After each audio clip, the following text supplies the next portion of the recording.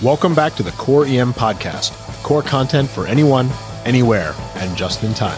This is the official podcast of the NYU Bellevue EM Residency Program. I'm Anand Swaminathan. And I'm Jenny Beck-Esme. Now, Jenny, this podcast won't come out until the end of December, but we're recording on December 1st. And you know what December 1st makes me think of? I'm guessing snow, holiday season, candy canes. You know, it's none of those things. It's actually Flexor Tenosynovitis. That's what it makes me think of. Wait, what? Yeah, okay. Well, it doesn't actually make me think about that, but I had a great case a couple weeks ago of Flexor Tenosynovitis, and I wanted to talk about it on the podcast, so that's my way of getting into it. Okay, well, I agree. It's a great topic to do. I will say that was the worst lead into a podcast topic I have ever heard. Well, I'm very happily going to ignore what you're saying, and I'm going to move on. So I am minding my own business. I'm working a day shift. It's a pretty busy day shift. It's the Monday after a holiday, always fun. And I see a finger pain hop up on the patient tracker. And I'll tell you, Jenny, I wasn't working in fast track. So I see the finger pain, and first thing that comes out of my mouth are a bunch of 4-letter words and about mistriaging patients. And then I'm like, okay. What are the things that I have to be thinking about before I go and evaluate? What are the differential diagnoses that are kind of running through your head when you hear finger injury? Okay, so if there's trauma involved, I'm obviously going to be thinking about fractures, ligamentous injuries, crush injuries, subungual hematomas, and then also just your run-of-the-mill strains and sprains and things like that. If there isn't any evidence of trauma, I'm going to be thinking of infectious causes, so cellulitis, paronychia, felons, and of course, the dreaded Flexor Tenosynovitis. And of course, this brings up 2 points to get into. One was that the triage nurses are smart and they know what they're doing because this patient didn't have just a simple finger injury. And two, is it pronounced felon or felon? I say felon, but I do too. I could have been doing that wrong forever. I don't know. I've always been saying felon as well, so we're going to stick with it. Okay, now, it's felon. Our particular case was an atraumatic finger injury, so I'm focused on all of those infectious things when I go in the room. The other ones that I add are things like the vascular causes like Raynaud's, which I've seen twice, but both of the patients already had diagnosis of Raynaud's and they came in with finger pain. So pretty unusual, but something to think about. Now I walk into the room and there's a 40-year-old woman. She's got a history of diabetes and she's clearly uncomfortable. Her left third digit is red and it's swollen and it's warm. And my initial thoughts are, this is a cellulitis. It's a simple cellulitis, no big deal. But what differentiates the cellulitis from the Flexor Tenosynovitis? Well, cellulitis is simply an infection of the skin, whereas Flexor Tenosynovitis is an infection of the flexor tendon sheath. So we're talking about a much, much deeper infection here. While most patients with cellulitis will clear up with some antibiotics, Flexor Tenosynovitis often requires surgical management. So clearly then it's going to be important for us to distinguish these two because we don't want to give the Flexor Tenosynovitis some antibiotics and send them home. There's clearly going to be some morbidity associated if we don't make this diagnosis, if we don't figure this out. And much of that is going to be in decreased functionality of the finger, although you can progress to deeper infections as well. So how do we make this diagnosis, Jenny?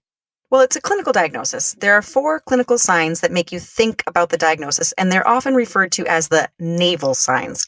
K-N-A-V-E-L. I don't know if I'm saying that right, but I think I might be. Yeah, I'm not sure about that one either. We're going to put that with felon. It's either navel or canavel, and somebody will call in and correct us. Canavel even. Canavel? Oh, God. Someone's going to tell us. Somebody's going to tell us the right pronunciation. But what are those 4 clinical signs we have to be keyed in for?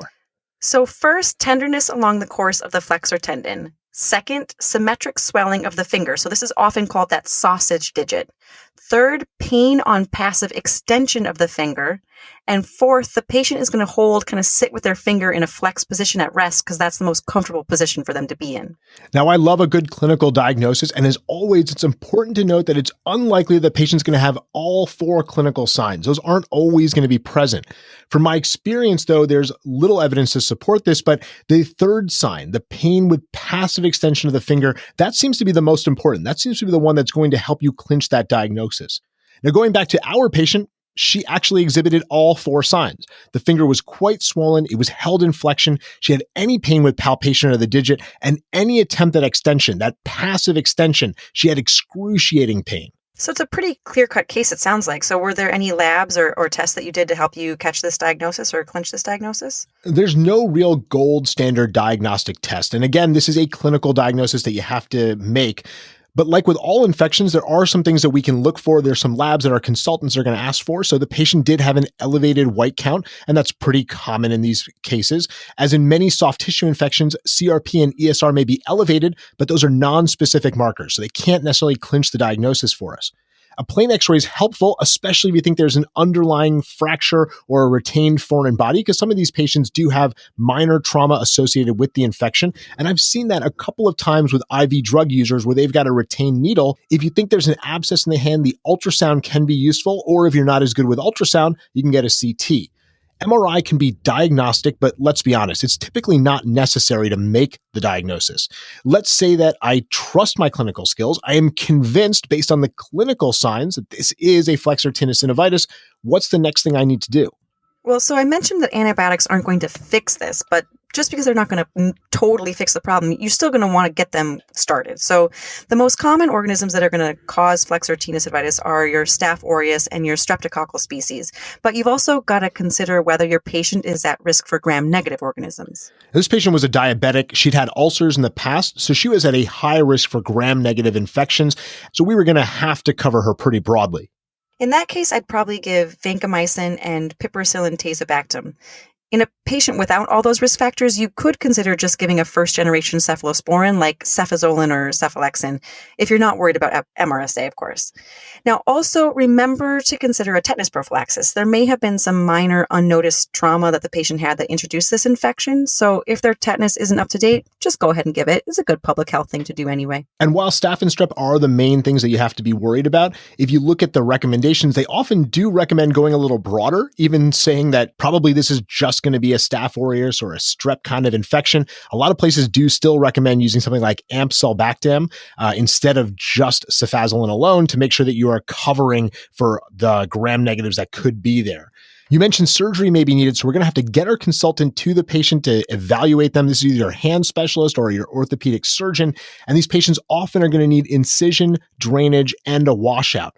Most of the time, they're going to give the patient 24 hours on antibiotics to see if they improve on their own, but often that's not enough and they need a trip to the operating room. And so all of the patients that I've seen where I'm really worried about this, the consultant admits them to the hospital, starts them on antibiotics, and then sees them a little bit later, either later that day or later in the morning, and then makes the decision about going to the OR. Jenny, how about finishing this up with some take-home points? Of course. So first, think about Flexor Tenosynovitis in a patient with atraumatic finger pain. They may have any combination of these signs: tenderness along the course of the flexor tendon, a symmetrical swelling of the finger, the sausage digit, pain on passive extension of the finger, or the patient might just hold their finger in that flex position at rest because that's the most comfortable way for them to be. Second, give antibiotics to cover staph, strep, and possibly gram-negatives. And then last, get your surgeon to see the patient. While we can get the antibiotics started, these patients need admission and may require a surgical intervention. Well, that's all for the Core EM podcast this week. And we're going to be taking off a couple of weeks for the holidays, but we'll be back in January with some great stuff, including idiopathic intracranial hypertension, hip dislocations, and toxic alcohols. In the meantime, come on over and check out the site at coreem.net. We've got a ton of great core content emergency medicine. We'll have a core post up on Wednesday and a journal update up on Thursday. Don't forget to check out our Facebook page, follow us on Google+, and on Twitter where our handle is @core_EM. Thanks, and see you all next week.